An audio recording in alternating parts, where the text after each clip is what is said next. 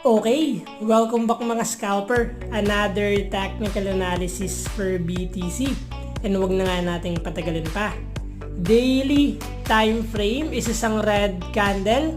Meron pa tayong 16 minutes to close this candle.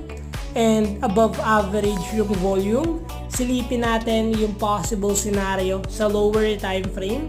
Kung makikita natin BTC is nagre-retest. So yung possible known tugan natin is dito sa 67k.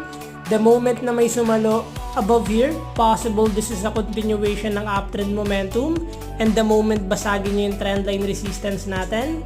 Invalidation natin is the moment na basagin nyo yung previous higher low natin.